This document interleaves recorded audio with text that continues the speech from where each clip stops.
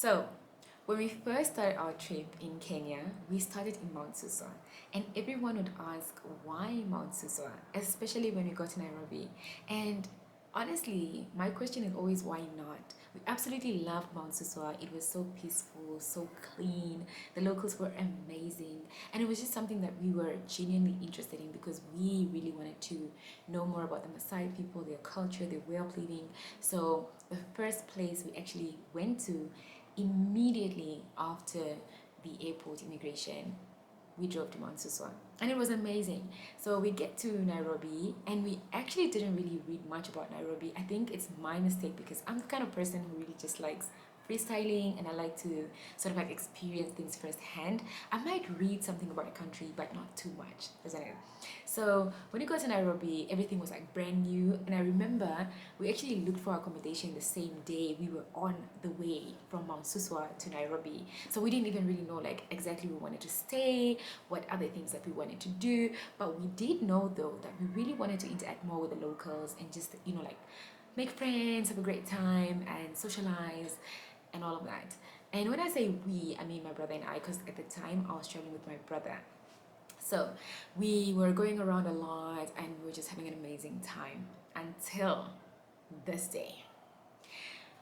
We are in downtown CBD, Nairobi, and if you've been to Kenya, then you'd know like it gets really, really busy. It is probably one of the most busiest CBDs that I've ever been to.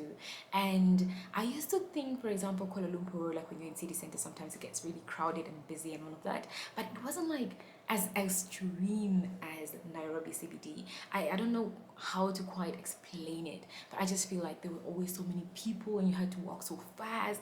And I remember like someone hitting me and I turned around and then like our friend that we had just met was like, yeah, if someone hits you or bumps you, like don't even look back, just keep on walking, it's normal here. And I mean, coming from such from a country which is rather big in size but small in population, Namibia, people barely bump into you because we have so much space. I mean, if anyone actually bumps into you, it's more like I feel like it's awkward because it's like you've got so much space. Why would you choose to come walk exactly next to me, right? So, but then we got used to it. We got used to it. So this one time we are coming from Nairobi Festival, right? And it was nice. Like it was really packed, and I saw a lot of people, and I was just like, oh my god, these are so many people, you guys. So we enjoyed the festival. We ate a lot, and there was just so much to see.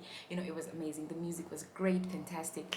And it was late at night when we just left, and then we were like in CBD around 12, about 1 a.m. As you guys know, like around those hours CBD is like still busy and stuff.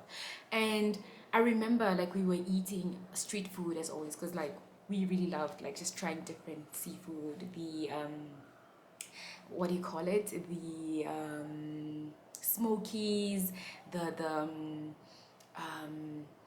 they've got this bread, and then they roll up some, I don't know, they got the potatoes um with the tomatoes in between. Like they've got all sorts of food, right?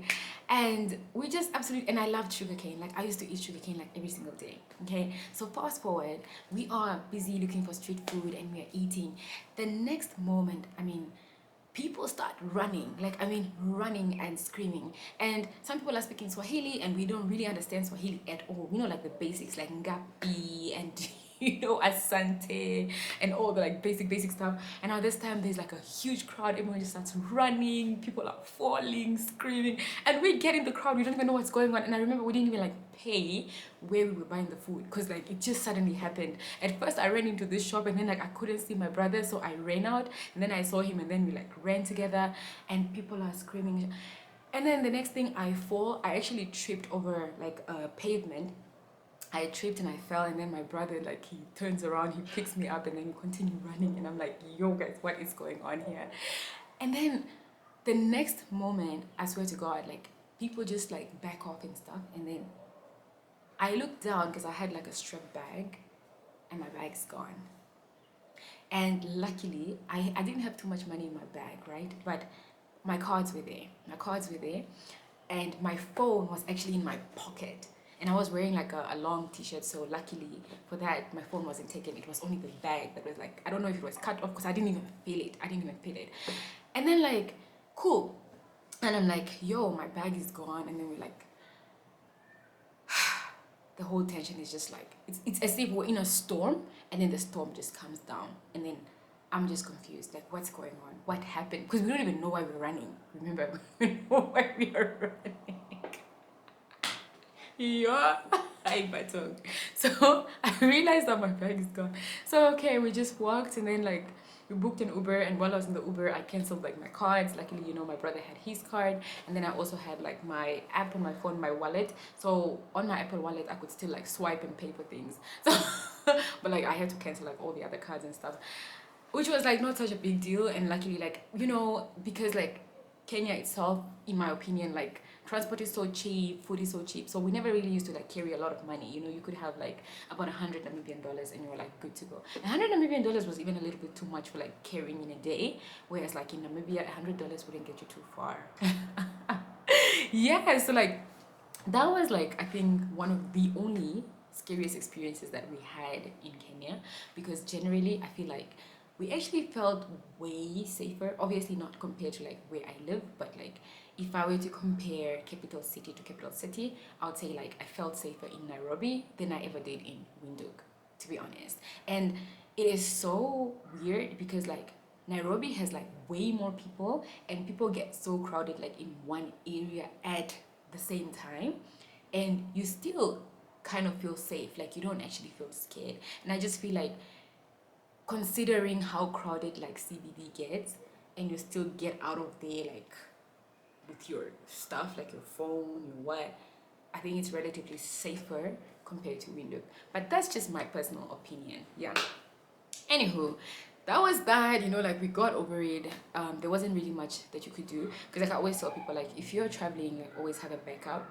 If something does happen to you, like for example you lose your card, or if your cards got stolen, or whatever the case, you have to have a backup plan. So that is, I think, like the lesson here. And luckily for me, I wouldn't say like it was a lesson learned, because like I've always known that. But for anyone else who's wondering, whenever you're traveling, please have financial backup, because anything could literally happen. Doesn't mean that someone will steal from you, but you could also lose your items by yourself, you know? So yeah, thanks for watching, you guys. That was the story time for today, and I will see you guys in the next video. Ciao.